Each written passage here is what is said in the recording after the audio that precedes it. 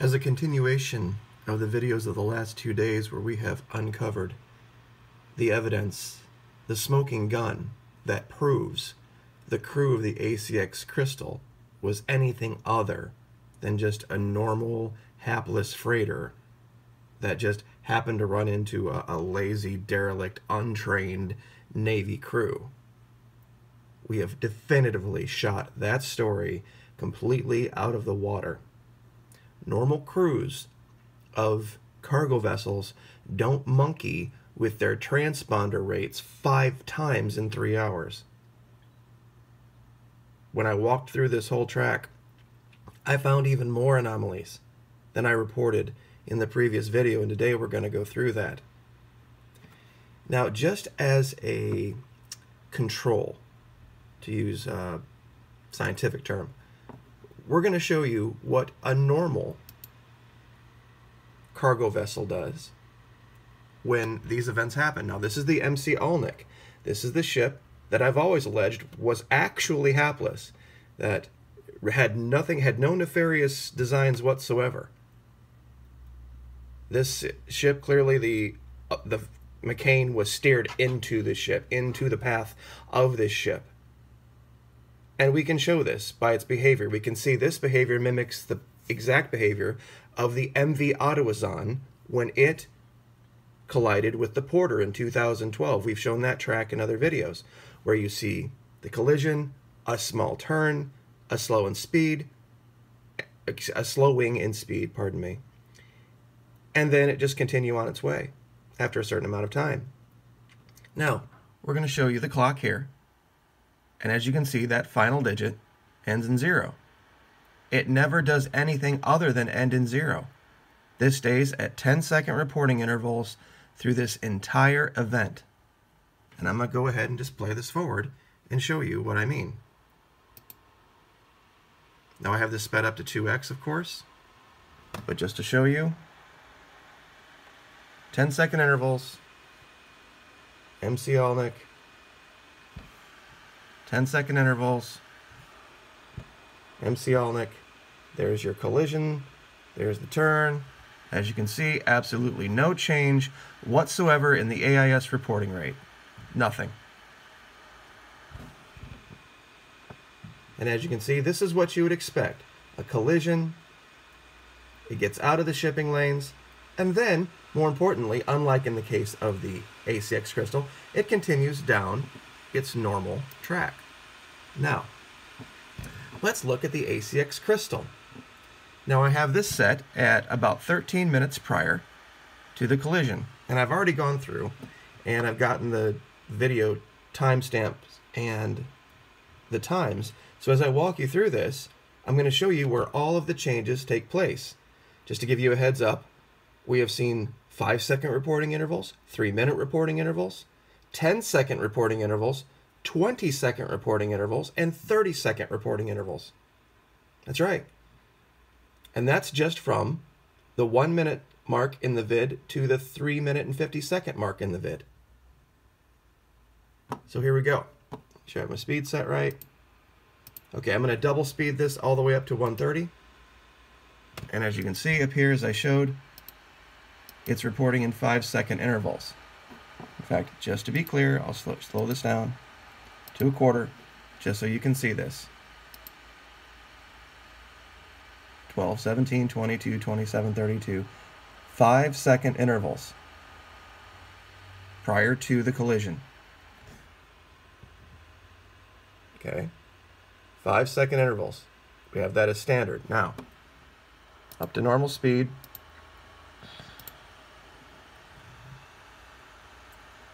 Five-second. Still in 5-second. Okay, now here's the collision. Now, here's where things get a little weedy. The 5-second interval remains, but we don't see any new position data for the ACX Crystal for 3-minute intervals. And I'll show you what I mean here. Okay, we had 30 and 37 seconds, 33 and 2 seconds, so that's 3 minutes. And then when we jump up, we see another 3-minute jump there.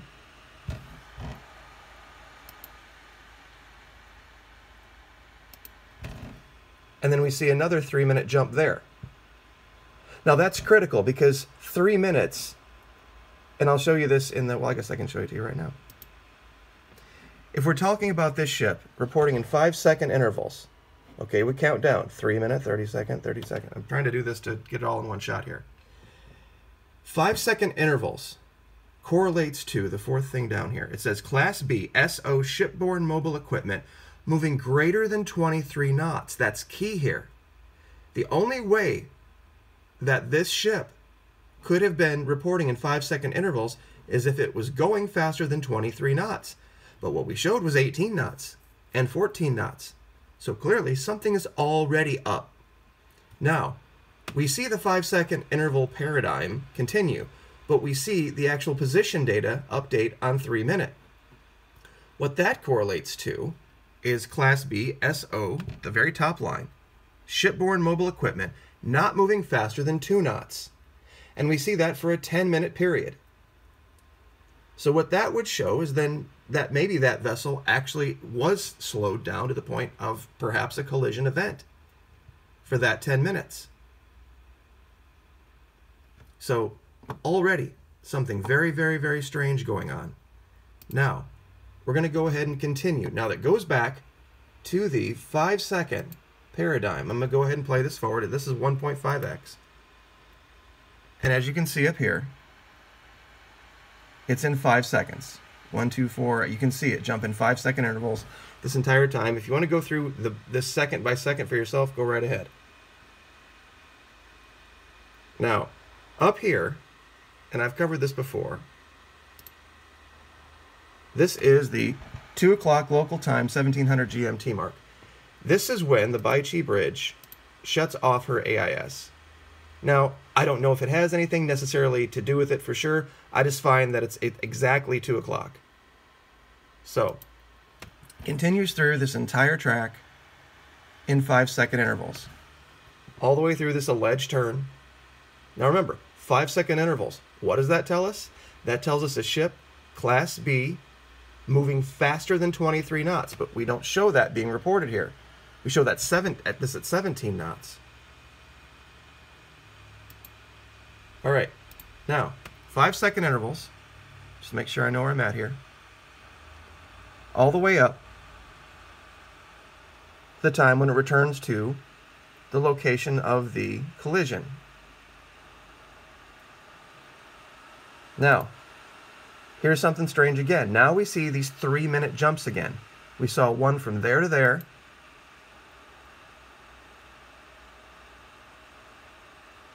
And then notice it just stops. It literally just stops. Everything else on the screen continues to move. Okay, this is the 256 mark in the video. Down here. And 17 correlates to 1744 GMT, 2:44 a.m. local time. Now, here's where I stopped the video yesterday and showed you that it changed. I'm going to jump the speed down. This time I'm going to only drop it down to half to show you this instead of a quarter.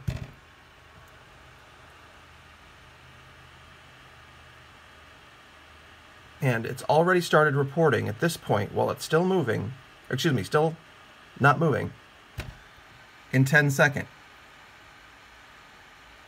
See this? 30, 40, now it's 10 second. This is that jump we talked about. This is another change in transponder. Now, here's where I stopped yesterday and said, see here, there's where they changed. What I didn't do yesterday was continue the video. Now, there was something else that had happened post-video that I had covered briefly, and I thought was very strange. It's where the ship reverses itself. Okay, now we see this incredibly slow crawl, still reporting in 10-second intervals. And it comes up to this location here, and it does this very strange thing.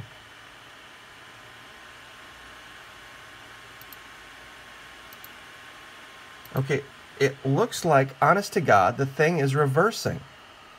It's like it backs up to something here. Now I need to slow this down again to show you something else. It's the craziest thing I've ever seen. Now look at the time here. Now I have this slowed down to half. Now it's reporting in 20-second intervals. 20 second, 27, 47, 07, 27, 47, 07. Okay, then here it stops again. Now look, it's come up here and it's done literally like backing into a parking spot. And it's clearly not anywhere near the event location. It's up here, and it's backed up and now reporting in 20-second intervals. I've not found anything like that in autonomous mode. But here at 1855, which would be 3:55 local time, almost 2 hours after. 2 hours and 20-something odd minutes. Go ahead and play this forward now. Changing the speed back up to normal time. And away she goes, and as you can see, 47:17, 47:17, 47:17, now reporting in 30-second intervals, all the way through the end of its journey, at least in this track. So we've shown through this entire track something was going on with that crew prior to, during, directly after, upon their return. They were monkeying with the transponder rates. Now, what have we seen? There's nowhere in here you'll see 20-second reporting rates in autonomous mode. And what this shows here is that the above only applies when the AIS equipment is operating in autonomous mode. If operating in assigned mode, the reporting interval is set by the base station using message 23. Well, ask yourself, what's message 23? We can go to all the message types, go down here, we find message 23. It's called Group Assigned Command. Assignment of a specific report behavior by competent authority using a base station to a specific group of mobiles. So someone other than the crew at that point took over the control of the transponder. Was this a planned event? Was this a design to intercept a Navy vessel and try to sink it and fail? I'd love to hear the naysayers on this. For a year, I've been listening to this BS about how the channel's just conspiracy theory and we don't know what we're talking about, and all this is just a sad accident and a commentary on the previous administration's military attitude. Can you explain this behavior from that cargo crew? Does the previous administration have anything to do with them?